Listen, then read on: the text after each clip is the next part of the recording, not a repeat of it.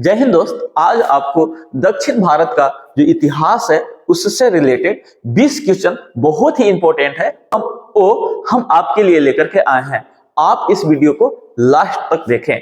तो चलिए पहला क्वेश्चन शुरू करते हैं। तो पहला क्वेश्चन है, इसमें कह रहा है कि लाल चेर के नाम से प्रसिद्ध शासक कौन था जिसने कन की पूजा भी करवाया था। तो जब हम चेर वंश पढ़ा रहे थे, संगम काल पढ़ा रहे थे, तो उस संगम काल में 3 राजवंश का चर्चा था। चेर था, चोल था और पांड्य। ठीक है, तो चेर में जो सबसे शक्तिशाली शासक था जिसका नाम था सेनगुटवन, और उसने ही कन की पूजा कराया था और उसको लाल चेर के नाम से जाना जाता है। तो आप देख रहे हैं कि लाल चेर के नाम से जो है, लाल चेर के नाम से सेनगुटवन जाना जाता है। कौन जाना जाता है? सेनगुटवन। सी ऑप्शन बिल्कुल सही है। ठीक है, अगला क्वेश्चन देखेंगे। इसने क्या किया था लाल चेर ने कि कन की पूजा किया था। कन की पूजा मतलब होता है पत्नी पूजा। और यहां नहीं रुका, इसने श्रीलंका को भी राजा को आमंत्रित किया था इस कंगी पूजा में, जिसको हम लोग पत्नी पूजा कहते हैं। तो कहेगा आपसे कि पत्नी पूजा या कंगी पूजा किसने शुरू किया, तब पर भी आप सेनगुटवन को ही टिक लगाएंगे। ठीक है, नेक्स्ट क्वेश्चन देखते हैं। तो नेक्स्ट क्वेश्चन क्या है, इसमें बोला कि मणि मेखलाई, बहुत ही इंपोर्टेंट क्वेश्चन है। बोला कि मणि मेखलाई लेखक कौन है। ठीक है, तो मणि मेखलाई के जो लेखक है जिसका नाम है शीतलय सतनार। कौन है? शीतलय सतनार। ऑप्शन नंबर 20 सही है। ठीक है, एक बात बताइए कि इलांगो अडिगल किस पुस्तक की रचना किया है। तो इसने लिखा है शिलापादिकारम। तो शिलापादिकारम पुस्तक किसने लिखा है? इलांगो अडिगल लिखे हैं। ठीक है, अच्छा एक बात बताइए, जो तिरुक्त देवर हैं इन्होंने कौन पुस्तक की रचना किया, ग्रंथ लिखे हैं। तो इन्होंने जीवक चिंतामणि लिखा। क्या लिखा है? तो जीवक चिंतामणि का रचनाकार है तिरुक्त देवर। ठीक है, और इलांगो अडिगल हम आगे बताएंगे कि क्या लिखे हैं। देखिए, इसने जो है शिल्पादिकारम, शिल्पादिकारम जो है पुस्तक कौन लिखा था, तो अभी जस्ट बताएं कि जो इलांगो अडिगल है, जो इलांगो अडिगल है वही लिखे हैं शिल्पादिकारम। कहा जाता है कि इसमें एक पायल की कहानी है। किसकी कहानी है? पायल की कहानी है। लेकिन यह जो है शिल्पादिकारम यह किस धर्म से संबंधित है? तो जैन धर्म से संबंधित था। तो इसका ऑप्शन 20 सही है ना। इसमें क्या था, एक राजा कुलवन था, उसकी कहानी थी, और एक उसकी पत्नी थी कनगी, और एक जो उसकी प्रेमिका थी माधवी, उसकी कहानी बताई गई थी शिल्पादिकारम में। ठीक, एक क्वेश्चन बहुत ही इंपॉर्टेंट है, आप याद करके रख सकते हैं। ठीक है, कहा जाता है कि शिल्पादिकारम को इलियट भी कहा जाता है। क्या कहा जाता है? इलियट। इलियट के भी नाम से जाना जाता है। नूपुर की कहानी थी। नूपुर मतलब समझते हैं, पायल की एक कहानी है। किसमें? शिलापादिकारम में। कौन लिखे हैं? तो इलांगो अडिगल। इलांगो अडिगल इस पुस्तक की रचनाकार है। ठीक है, और यह किस धर्म से संबंधित है? तो यह जैन धर्म से संबंधित है। इसका ऑप्शन नंबर बी बिल्कुल सही है। ठीक है, आगे हम लोग देखते हैं। कह रहा है चौथा कि गीत गोविंद के जो रचनाकार हैं, जो जयदेव हैं, वह किसके दरबार में रहते थे।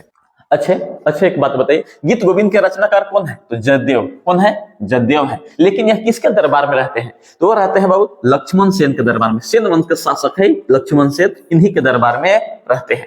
ठीक है, अगला क्वेश्चन हम लोग देखते हैं। पांचवा में क्या कह रहा है देखेंगे। कह रहा है कि विक्रमशिला शिक्षा, विक्रमशिला विश्वविद्यालय का स्थापना कौन किया है। तो एक बात बताइए, हम आपको बताए थे जब पाल वंश पढ़ा रहे थे तब, कि धर्मपाल जो है, धर्मपाल इसने ही विक्रमशिला विश्वविद्यालय का स्थापना किया है। अच्छा, आप एक बात बताइए कि विक्रमशिला आखिर है कहां। तो कहा जाता है भागलपुर बिहार में। यह कहां है विक्रमशिला? तो भागलपुर है। कहां है? भागलपुर बिहार में। इसके संस्थापक कौन है? तो है धर्मपाल। तो धर्मपाल ही इसका स्थापना किए हैं। ठीक है, नेक्स्ट क्वेश्चन हम लोग देखने वाले हैं। अगर कहता कि पाल वंश का संस्थापक कौन है, तो हम लोग गोपाल को टिक लगा देते हैं। ठीक है, अगला क्वेश्चन देखिए। कहा जाता है कि जो महाबलीपुरम है, जो एक मुख्य नगर है, ठीक है, वह कला में किन शासकों का रुचि को दर्शाता है। तो कहा जाता है पल्लवों का। जो पल्लव वंश पढ़ रहे थे तो हम बताए थे कि इनका जो गढ़ था, जो मुख्य नगर है, वो कौन है? महाबलीपुरम है। कौन है? महाबलीपुरम है। ठीक है, नेक्स्ट क्वेश्चन हम लोग देखिए। अगला क्वेश्चन कह रहा है, छठा हो गया है ना, 7वां क्वेश्चन देखेंगे। कह रहा है कि विरूपाक्ष मंदिर का निर्माण किसने किया था। तो कहा जाता है कि जो विरूपाक्ष मंदिर है उसका निर्माण करने वाला एक तो है चालुक्य वंश। कौन किए हैं? चालुक्य वंश। अगर यहाँ राजा का नाम देता तो राजा का नाम इसमें है चालुक्य के, वतापी में, जिसका नाम है विक्रमादित्य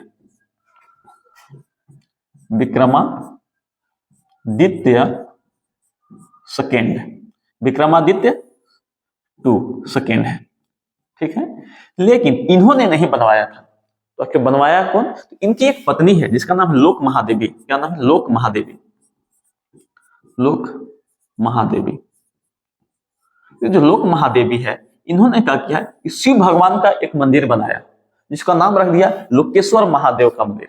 क्या नाम रखा था? तो लोकेश्वर महादेव का मंदिर, ठीक है। वही लोकेश्वर महादेव का जो मंदिर है वह विरूपाक्ष मंदिर के नाम से जाना जाता है। तो अगर ऑप्शन में चालुक्य नहीं देता तो क्या देता? विक्रमादित्य 2। अब ये ऑप्शन में नहीं देता तो लोक महादेवी भी ऑप्शन में दे सकता है, ठीक है। अगला हम लोग क्वेश्चन देखिए, 8वां क्वेश्चन।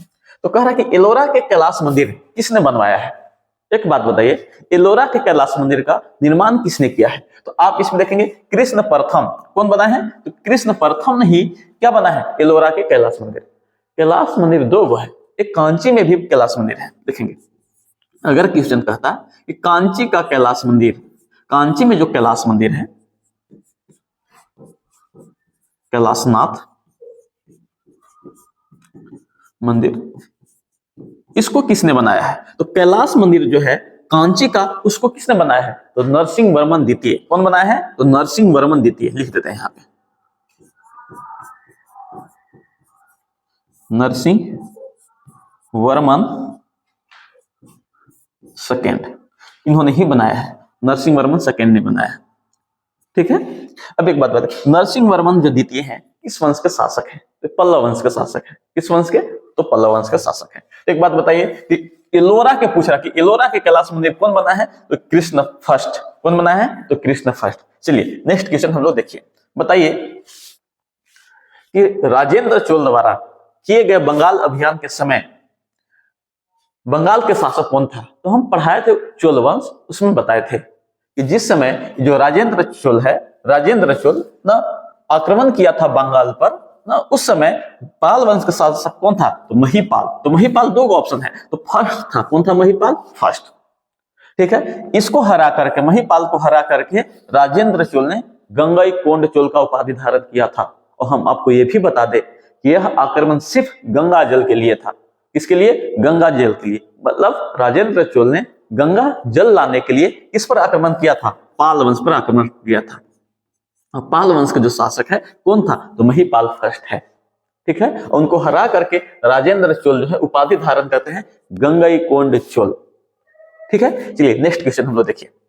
कह रहा है नेक्स्ट क्वेश्चन, बताइए निम्नलिखित में से किसने तंजौर में बृहदेश्वर मंदिर का निर्माण कराया है? एक बात बताइए कि तंजौर में बृहदेश्वर मंदिर का निर्माण किसने किया है? तो आप बता सकते हैं इसका सही ऑप्शन है राजराज प्रथम। कौन बना है? तो राजराज प्रथम। इस मंदिर के एक और नाम था कि अपने नाम वहां पर रख दिए थे, राजराजेश्वर मंदिर। कौन सा मंदिर? राजराजेश्वर मंदिर के भी नाम से जाना जाता है बृहदेश्वर मंदिर। और कौन बनाया है? तो राजराज प्रथम। और किस वंश के शासक हैं? तो चोल वंश के शासक हैं। चलिए ठीक है, नेक्स्ट क्वेश्चन देखिए। अगला कह रहा है कि श्रीलंका पर विजय करने वाला चोल वंश का सबसे प्रतापी शासक कौन है? तो चोल वंश का सबसे प्रतापी अगर शासक कोई है तो है राजेंद्र चोल। कौन है? राजेंद्र चोल। और राजेंद्र चोल फर्स्ट है। इनको राजेंद्र चोल कहिए, राजेंद्र फर्स्ट कहिए, यही है। एक बात और हम आपको बता दें कि राजेंद्र चोल से भी पहले ये जो राजराज प्रथम है वो भी श्रीलंका पर आक्रमण किए थे, लेकिन वह पूरी तरह से श्रीलंका को नहीं जीते थे। इसलिए कहा गया है कि सबसे प्रतापी शासक रहेगा तो राजेंद्र प्रथम को ही लगाइएगा। क्यों? क्योंकि इन्होंने श्रीलंका को पूरी भाग को जीत लिया था, ठीक है। तो इसका सही जवाब कौन है? बी है। कौन है? बी। अब नेक्स्ट क्वेश्चन देखिए। नेक्स्ट क्वेश्चन क्या कह रहा है? अगला कह रहा है कि राष्ट्रकूट जो साम्राज्य है उसका संस्थापक कौन है? तो राष्ट्रकूट वंश के संस्थापक हम आपको बताए थे। क्या बताए थे? कि इसका संस्थापक है दंती दुर्ग। कौन है? दंती दुर्ग। ये दंती दुर्ग है कौन? तो चालुक्यों का सामंत था।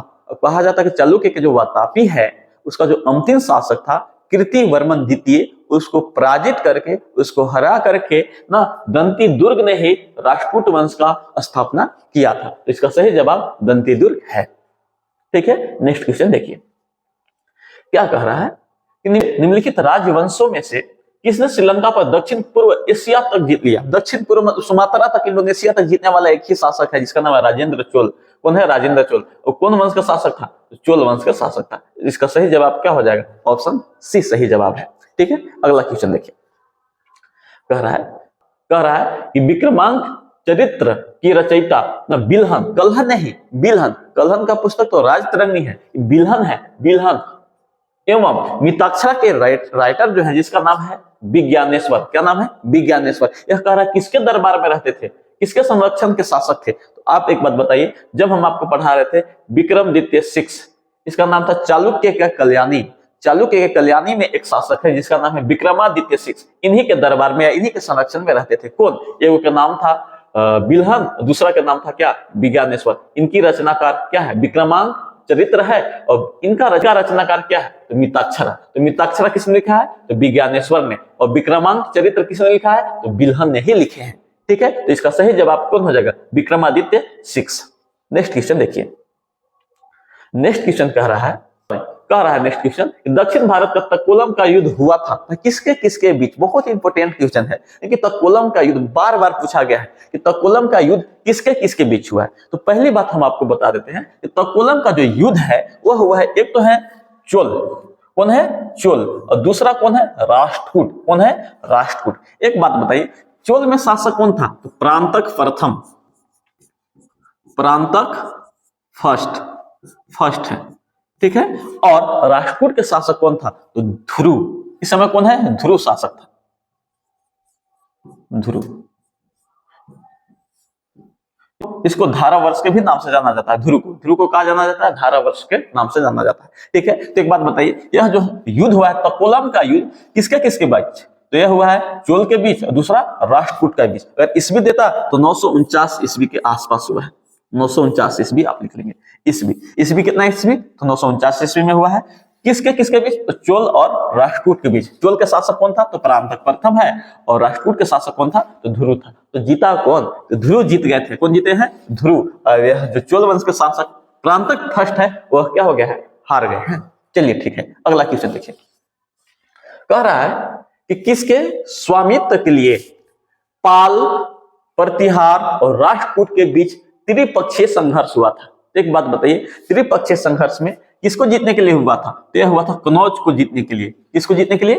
कनौज को जीतने के लिए। हम आपको बताते हैं, यह जो पाल वंश का शासक उस समय कौन था? तो धर्मपाल। कौन था? धर्मपाल। और दूसरा हम आपको बताते हैं कि प्रतिहार वंश के शासक कौन था? तो वत्सराज। कौन था? तो वत्सराज। और राष्ट्रकूट के शासक कौन था? इसका शासक था ध्रुव। कौन था? ध्रुव। और ध्रुव इस विजय को जीत जाता है ना, ध्रुव जीत जाते हैं त्रिपक्षीय संघर्ष। तो एक बात बताइए, त्रिपक्षीय संघर्ष किसके लिए हो रहा था? तो कनौज को जीतने के लिए, ठीक है। नेक्स्ट क्वेश्चन हम लोग देखिए,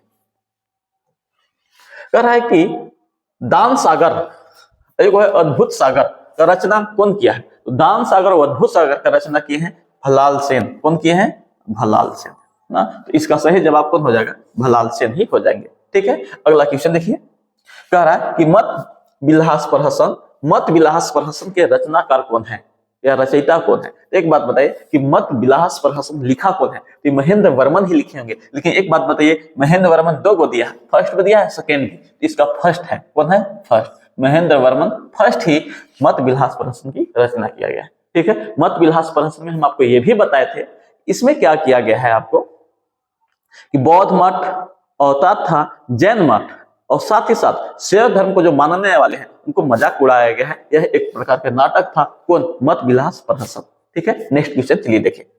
नेक्स्ट क्वेश्चन हम लोग क्या देखने वाले हैं, कहा जाता है कि किस चालुक्य शासक ने थानेश्वर एवं कनौज के महान शासक हर्षवर्धन को नर्मदा नदी के तट पर परास्त कर दिया और दक्षिण भारत में आने के लिए उसको रोक दिया? कौन सा ऐसा शासक था जी? बताइए, चालुक्य कौन सा ऐसा शासक है जिसने हर्षवर्धन को दक्षिण भारत में आने के लिए रोका और उसको पराजित भी कर दिया? तो चालुक्य के अगर आप वातापी पढ़ रहे थे, उसी में एक शासक था जिसका नाम था पुलकेशिन द्वितीय सेकेंड। कौन है? पुलकेशिन द्वितीय सेकेंड। इन्होंने क्या किया था कि हर्षवर्धन को हरा दिया था। कहां पे? तो नर्मदा नदी के तट पे।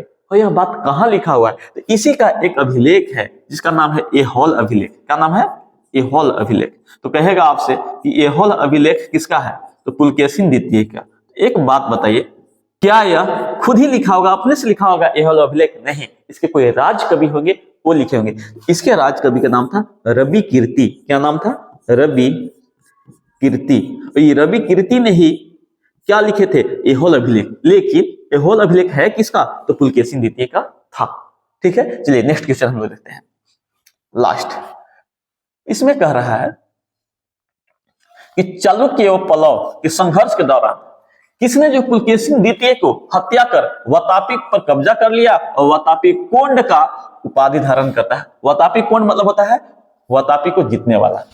एक बात बताइए, अभी हम खुद पीछे बताएं कि पुलकेशिन द्वितीय ने हर्षवर्धन को हराया, ठीक है, तो पुलकेशिन द्वितीय को कौन पराजित कर दिया? तो वो किया है बाबू, जिसका नाम है नरसिंहवर्मन फर्स्ट। कौन है? तो नरसिंहवर्मन फर्स्ट। इन्होंने ही क्या किया था ना, कि पल्लव, नरसिंहवर्मन किस वंश का शासक है? तो पल्लव वंश का शासक है। इन्होंने क्या किया था कि इसने क्या किया है कि इसने पुलकेशिन द्वितीय को हरा दिया। इसने किसको हराया? पुलकेशिन द्वितीय को हराया। और चालुक्य के जो राजधानी था जिसका नाम था वातापी, उसको जीत करके वातापी कोंड का उपाधि धारण करता है। तो वातापी कोंड का उपाधि धारण करने वाला कौन था? तो नरसिंहवर्मन द्वितीय है। इसमें थोड़ा सा ऑप्शन गड़बड़ा गया है, ए ऑप्शन आपका यहाँ था, इसका बी ऑप्शन सही हो जाएगा। ठीक है, यह वीडियो आपको कैसा लगा है हमें कमेंट में बताएं। जय हिंद।